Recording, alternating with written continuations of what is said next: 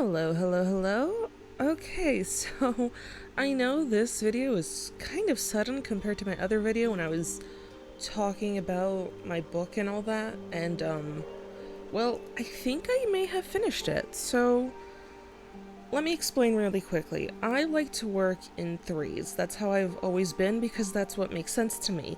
Beginning, middle, and ending, right?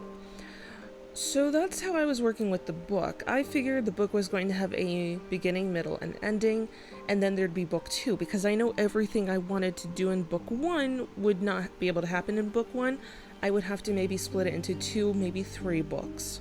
Hopefully not more, who knows. But as I was writing the first book, I was working on what I believed was Act 1, so it was still the beginning of the book, and I was approaching the ending of the book. But the ending of the book had reached 189 pages. My goal was to finish at 150 pages, so obviously I went over. But the issue that I was having is that, well, not the issue that I was having. The thing I was trying to avoid was having too long of still moments. So if there was ever a still moment, someone was doing something in it. Like, it was nothing like, what do you say, like dead time or something like that, beating around the bush. There was none of that. There was always like something happening to not keep the story still. But I still reached 189 pages for what I thought was going to be the beginning of the book. Obviously that was overload and like I don't even know how to explain this. But basically, when I reached the very last part of the first book, the first part of the first, wait a second, let my brain buffer for a moment.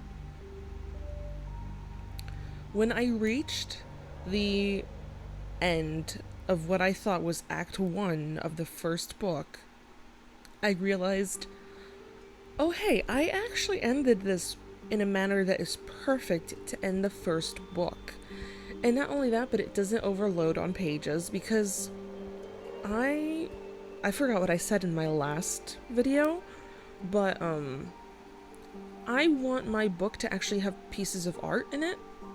The idea that I had was going to be, the art was going to be in between chapters. So it was going to, my idea was that I was going to grab the best scene from the chapter, or what I felt like was the best scene or the most memorable or most important, and I was going to add it at the end of the chapter.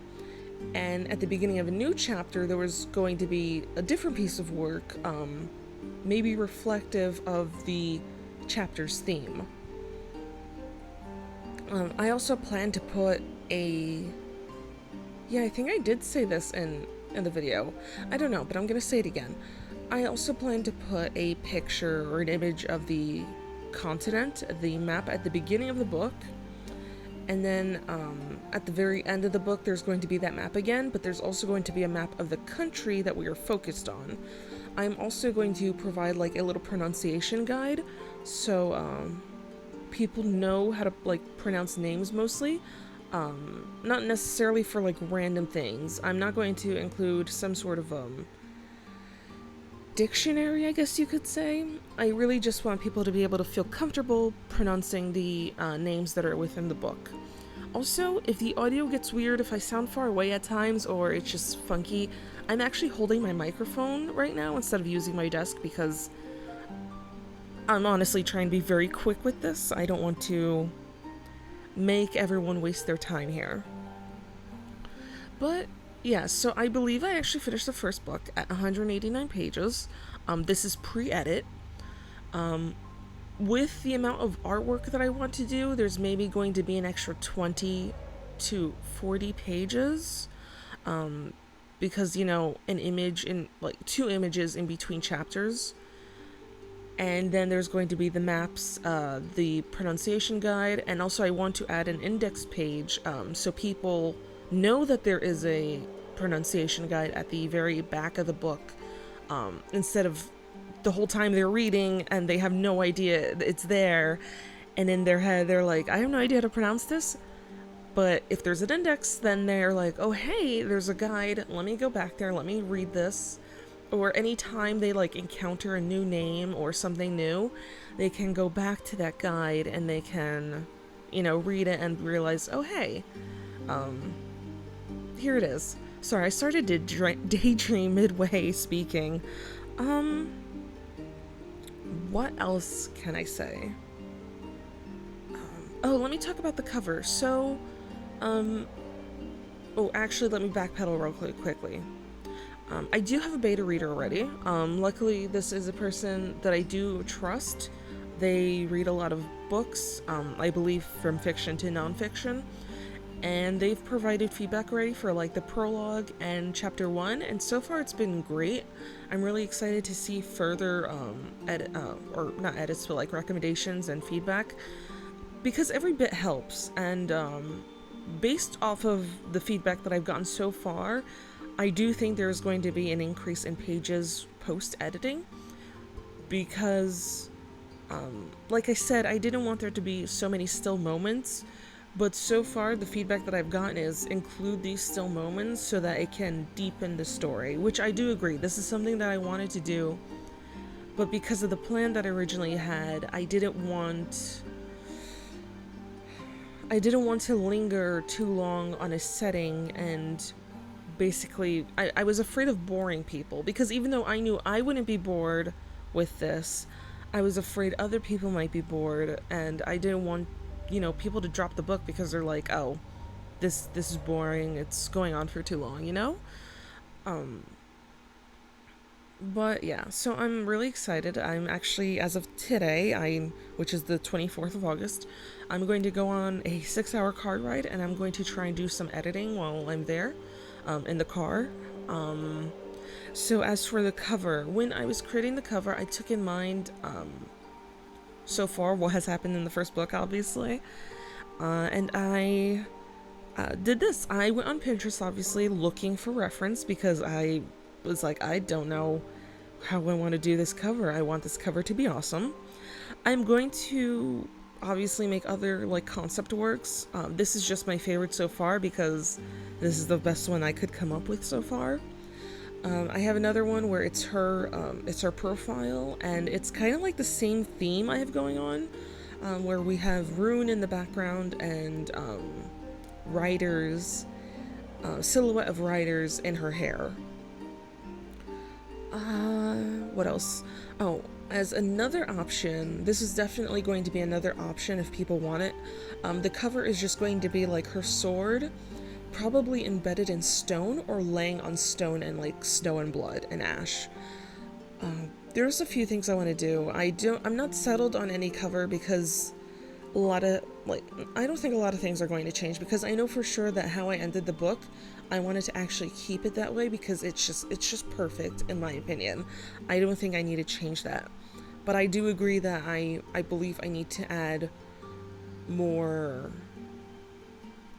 deepening moments, 100%. And luckily, because it is 189 pages, I can I have the wiggle room now, compared to when I thought I was going to reach maybe like 450 pages. Now I actually have wiggle room to deepen these moments. And now, if you guys watched my other video where I was doing the portraits of the characters, now I feel like I can actually show off Killian better, because I was really worried his character wasn't going to come as through as I hoped it would. But now that I have this wiggle room, I can really, really show him off. So Jareth is probably going to be a big character in book 2, not in book 1. In book 1, it's definitely going to be Killian. I don't really know what else to talk about. Where I'm at right now, because I can see how the video is going, I shortened it to just be 30 minutes long. I don't want it to be 30 minutes long, so right now I see myself inking her body, but you guys may see me coloring her body in, and I really hope you guys enjoyed the colors. I really want to go for a cool theme, because that's honestly, let's be honest, always do like dark colors and cool colors and all that. I don't like to do vibrant colors, mainly because I feel like I really suck at vibrancy, so I just keep it to the cool tone. But I had a lot of fun with this. I'm really excited. The first book is going to be called Ashbound. The title of the series is Ambrosia's Thorns. Yeah, I think that's it. Once again, thank you guys so much for supporting me. It means so much to me that you guys are willing to be patient and wait until I finally settle in my new place to work on Scorned again.